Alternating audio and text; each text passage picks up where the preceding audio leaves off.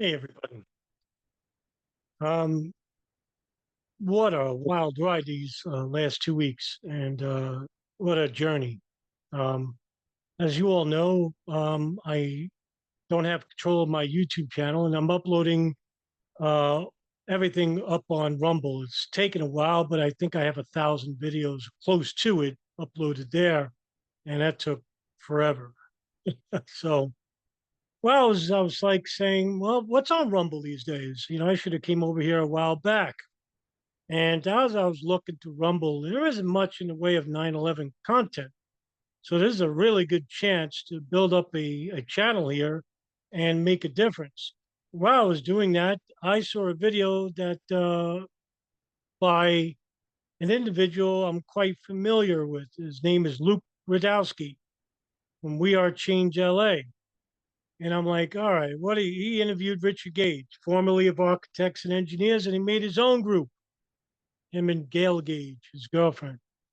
Or his wife. I don't know if he's married to her, but anyway, Rudkowski interviewed Richard Gage, and it was an hour long, and then another hour of him talking with Clint Russell and some other girl. I don't know her. Sorry, I don't know your name, but um, I saw a 2 minute clip. And look, I think everybody here knows that I'm a data analyzer, historian, and I don't call myself an expert or anything like that. What I do is I get data, I analyze it, and through the scientific method, and that's how things are true or things are not true. And you can get, whatever. It could be 9/11, it could be JFK, it could be anything, right? But you have to do it honestly. So Luke Rudkowski here, who's been a voice for the truth movement for the last 17 years. He's been around a while. Said something where I just went, and I'm going to play this 2 minute clip. I've done all these critique videos over the years, and I haven't done one in a long time, and I don't really do them as much because I don't like repeating myself and stuff. But when this stuff still comes around, and they start propagating 20-year-old theories that have long been debunked, it really angers me. And I'll tell you why. It's really simple. Oh, Adam, why don't you just forget about it? I can't, because Luke Rudkowski is known. He's on a huge platform as a right-hand person to Tim Pool, who's a grifter at this point. He's a Republican hiding under the Libertarian name. That's all he is. And Luke Rudkowski is like, just hanging on the show. And now I don't know if this is his show. It's WeAreChange LA. I mean, WeAreChange New York, which I think he's one of the co-directors of or something. And when you have a platform like this, and you have a good, decent-sized platform like he has, and you're spouting misinformation, and you're on the other end of it, and you hear this, and it really should anger you. Why is he repeating false information? Information that's been out there for a long time. Why? It's because of the grift. Now, I could be wrong. He may not be grifted. He may really believe this. So what am I talking about? Watch this clip. Had a lot of very important documents in Building 7, especially when it came to, of course, the intelligence agencies, especially when it came to Enron, especially when it came to, the mayor's emergency office that he fled. And there's a very famous scene of Rudy Giuliani fleeing that area. Again, Building 7, again, I think is one of the biggest, most important issues, as well as just the footage of what hit the Pentagon, because, because of Judicial Watch, we got 5 frames of what clearly looks like a missile. It doesn't look like a Boeing 747. It doesn't look like a huge airplane. The trajectory and the flight path and the way that this plane made its way into the Pentagon is impossible for many professional pilots to make. The pilot that allegedly made this couldn't even fly a single-engine Cessna correctly himself. They never even learned how to land. So the Pentagon and the footage of exactly what happened there, I think, is another important talking point to the American people to make them realize, hey, there's something really going on here that's sinister. As of course, government agents literally went to the local gas station, went to the local hotel near the Pentagon, and confiscated surveillance footage to make sure that the American people would not see whatever hit the Pentagon. Now, exactly what happened on that particular day, to answer kind of a Clint's question, we don't know.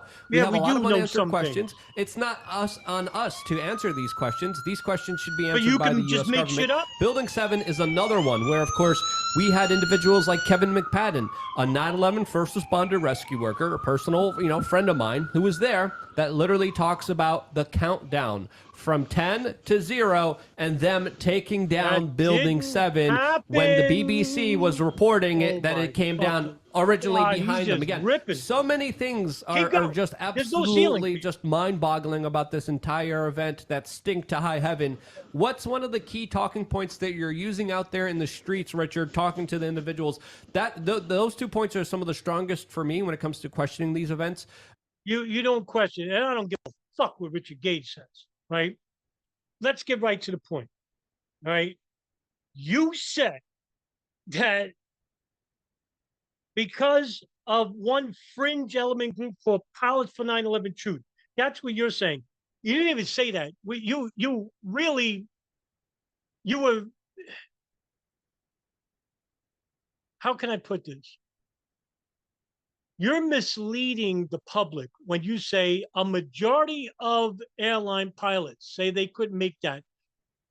You're fucking lying. That's for one. They know a majority of the. First of all, did you go to the International Aviation Union, the largest union in the United States for airline employees? Did you ask a majority of them that they couldn't pull off what Flight 77 did? First of all, what did they pull off? There was a loop around the state of Virginia, or the city of Arlington. That was it. A loop that you say couldn't be pulled off. There was no nosedive. There wasn't no plane going all types of fucking Mickey Mouse circles. There was a loop, and then he hit the Pentagon. And he did it under 300 miles an hour. So he wasn't even going that fast until he got right near the Pentagon. Then he gunned it, right? You claim that a majority of the pilots in the United States say they couldn't pull it off. Meanwhile, the only people that say this are a group of fringe crackpot theorists who lead a group called Pilots for 9/11 Truth, who are not taken seriously by anybody, including the late Rob Balsamo, who was an alcoholic. That's how he died. Then you got Russ Wittenberg, who nobody knows who he is.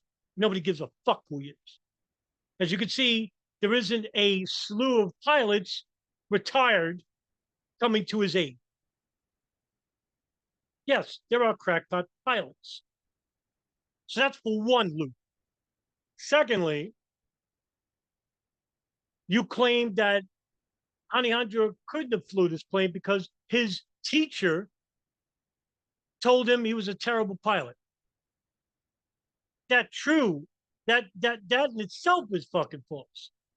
Because what I'm about to play for you is Alejandro's personal trainer in Baltimore, Marcel Bernard, who, by the way, just so happens that loose change, a bunch of liars that they are. Jason Berman's a liar, straight up. And if he's got the guts, I'll openly debate him. He wouldn't take up my challenge about Shanksville when he challenged John McDermott of Vanity Fair, who's not a 9/11 researcher. And then when I challenged him on it, showed me a plane crash that looks like Flight 93. And when I did, he called me a troll. Right? Meanwhile, I got more work than he's done in his lifetime. Right? Secondly, Loose Change is the one who took the words and misinterpreted what Marcel Bernard said. Marcel Bernard said that Hani Hanjour wasn't anywhere near an airline pilot. But you'll understand something. This is really simple. It should be obvious for all of you, including you, Luke. They weren't training to be fucking pilots. All they needed to do was get the plane in the air and steer it. That's it. They didn't have to learn to land. They just learned how to take off, use autopilot, and that's it. Because the majority of these planes were on autopilot. Right?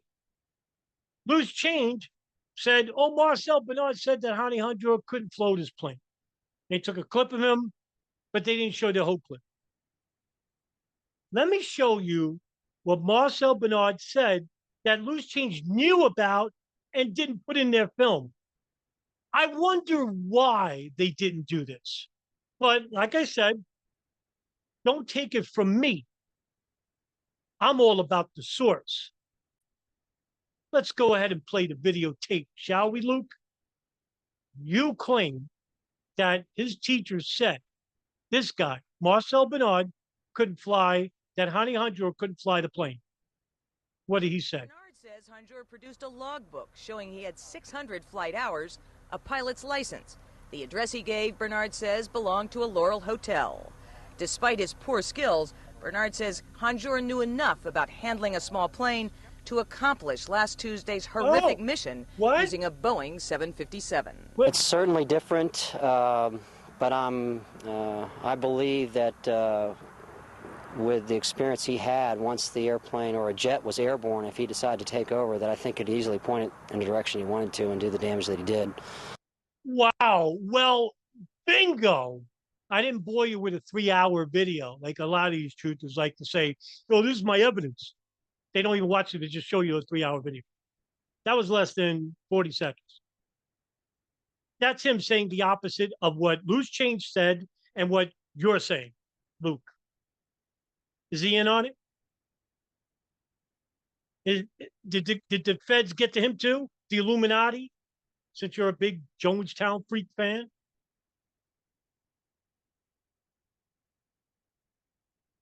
Fuck's sake. And this is why I get pissed. Because you know what happens? The public looks at Luke Rudkowski. They look at Jason Bermas, right? And they say, wow, man, you know, they really, you know, a lot of this stuff isn't true. Are a lot of these 9/11 investigators like that? Or these truthers? I get lumped in with people like you. I'm only picking on you because of what you said about 9/11. I don't know you as a person. This is not an ad hominem attack.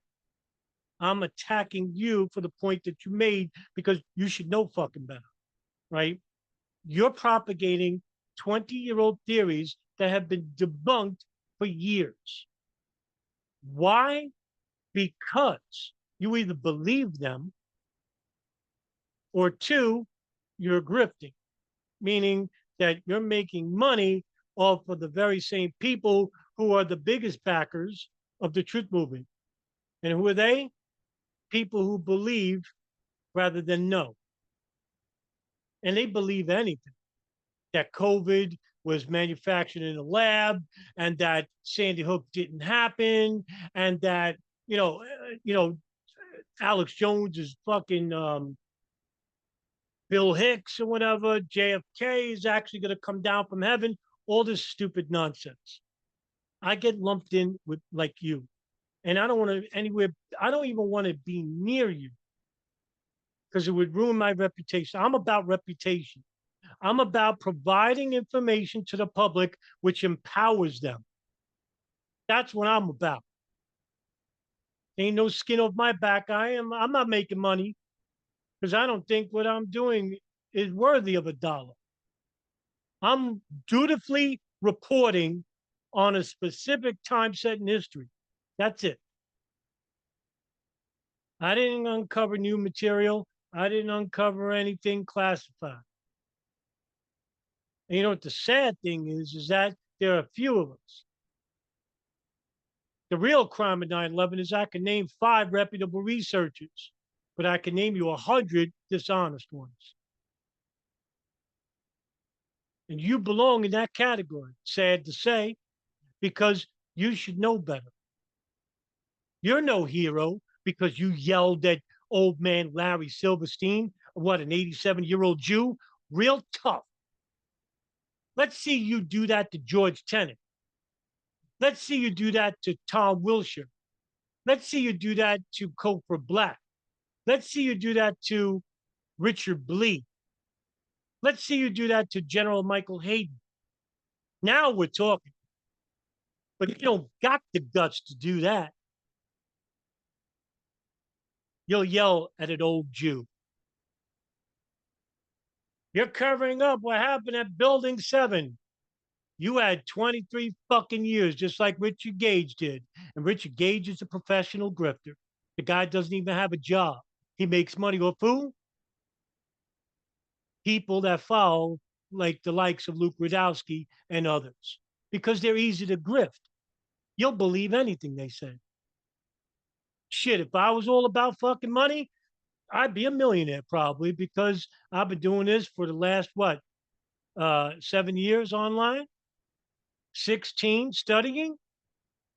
I know I can make a buck off you people. It's so easy. But I'm not a dishonest bastard. I care about getting somewhere, prosecuting people for 9/11. You don't.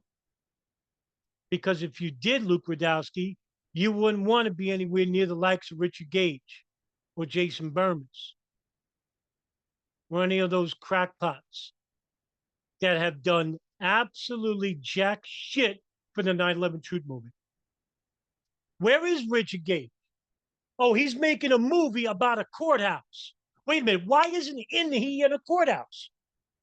Well, he's got lawyers for 9/11 commitment. Oh, wait a minute, are they winning their cases? No. Why not? Motley Rice is.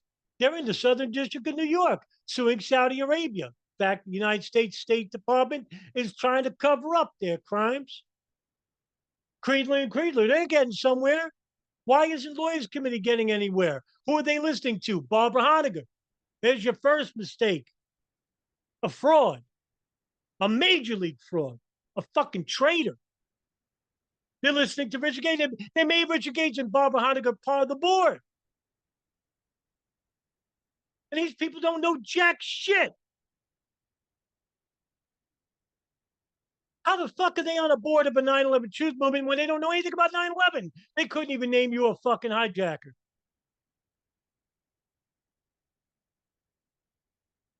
The 9/11 truth movement is mortivitis ghetto. They're finished. It's over. Where's Christopher Bolin? Where's Rebecca Roth? Where's Judy Wood?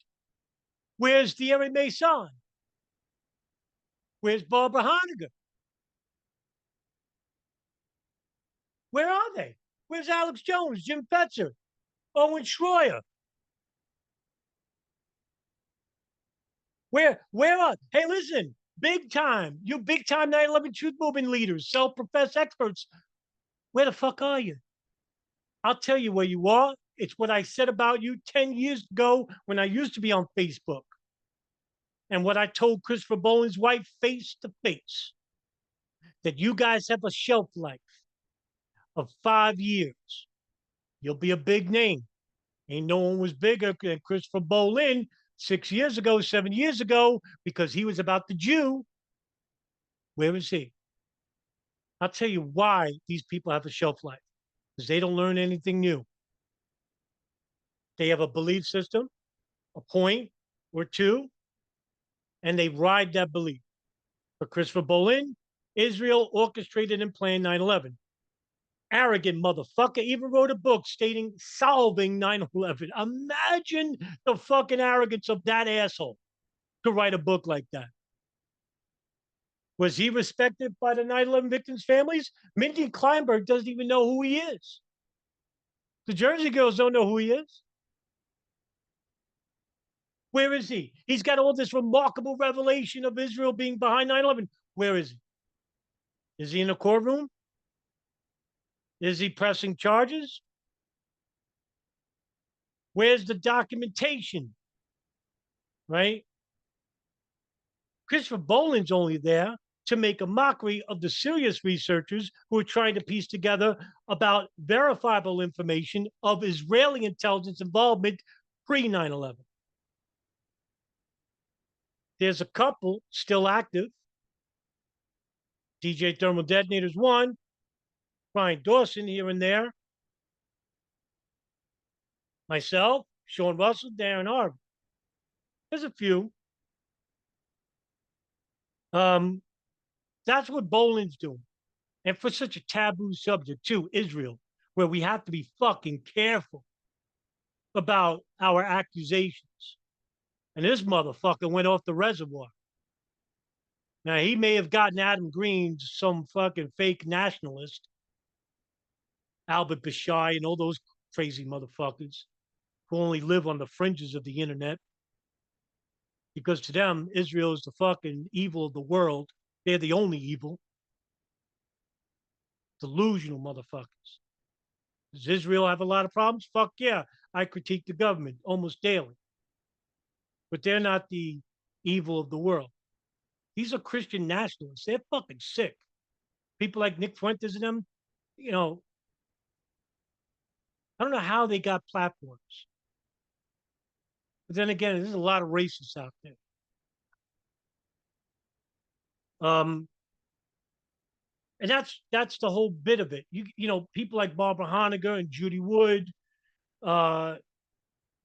Thierry Mason, and these no planes, and the planes were remote controlled, and there's nuclear weapons in the bottom of the World Trade Center. Dmitry Kolov and the Hutchinson effect that melted cars but couldn't melt people. I mean, you got to be fucking seriously retarded, or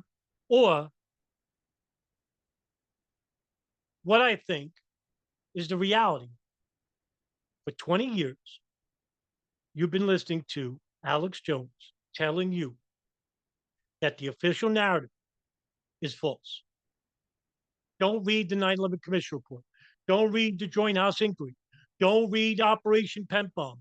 Don't read the Inspector General report for the FBI. Don't read the Inspector General report for the CIA. Don't read Operation Encore. Don't read the Canestraro documents. Don't read the Gerald Shea memorandum. Don't read these, because it's all coming from the government, and anything from the government is false. Meanwhile, if you did read these, you would know one glaring omission or two. You would know that there was a cover-up involved. Not everything in the 9/11 Commission is false. Not everything in it is true. But there's a lot that's missing. But you wouldn't know that if you didn't read it.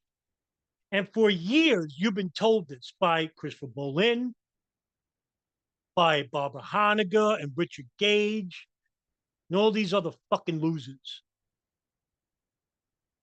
You've been told that the official narrative is false. Well, the official narrative is more than just 4 planes crashing in New York, Pennsylvania, and Shanksville, and Pentagon by 19 hijackers. There is a hell of a fucking lot more. I am doing videos on the daily so I can repeat the government narrative. I'm reading these chapters in the hopes that you're reading it along with me, and I'm filling in the blanks so that you could say, oh, that's the reason why they didn't talk about Able Danger. That's the reason why they didn't talk about the Israeli art student ring. You know what Rebecca Roth did, that piece of shit, coward, liar? She said that the Israeli art student ring were the Jews in the 83rd floor of the North Tower setting up explosives. In fact, they have pictures of this, of BB-88 boxes all around them, and those are all explosives in them. Just picture for a second. You are wiring up a building for the biggest terrorism incident in world history. And you're going to fucking allow someone to take pictures of you doing it. I usually say this sometimes.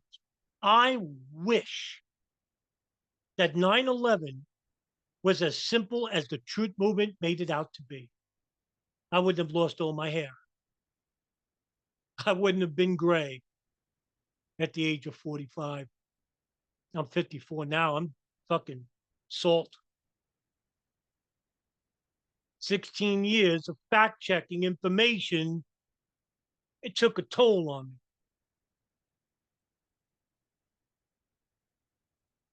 Meanwhile, the art student ring was over 200 people. In fact, it's the largest known foreign intelligence service ever partaken in U.S. history, and it was done by Israel. Rebecca Roth didn't tell you that. I wonder why. That's not even her name. In fact, she goes under a lot of names.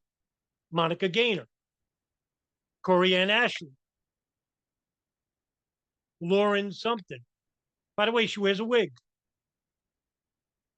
She's never worked for an airline industry. No one at American Airlines, United Airlines, Delta Airlines ever even heard of it. But you believed it because you can't stand to say, hey, wait a minute, planes were hijacked, but that's going along the official narrative. I can't do that. So I'd rather believe even the most batshit beliefs coming from these people. I'm picking on you. I'll pick on Richard Gage and them because they so-called are experts and they're making money. I am picking on the victims of these people. If you fell under the Gage, if you fell under the spell of people like Richard Gage or Christopher Bolin, I'm not making fun of you. I'm trying to pull you back in. I'm not about the official narrative, whatever that is. I'm an investigator. I take information, I dissect it through the scientific method, just like an honest investigator would at a crime scene. That's what I'm doing. I'm reporting dutifully, responsibly to the public about my findings. 9/11 is a huge, complex criminal crime that spans back years. And you don't have to do that. You could just basically get the gist of it generally. But I'm a very meticulous person. And I want to know what led up to this and, what their belief systems and what did the intelligence service collect. It took a long time, 16 years. So this year's 17. Okay. And my whole goal of being on viral media is to subset disinformation. And that's a pipe dream. I can't do that.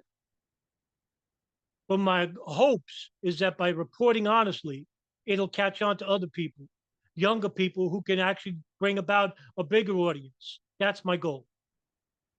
That's how you build a movement. A movement of what? Informed people.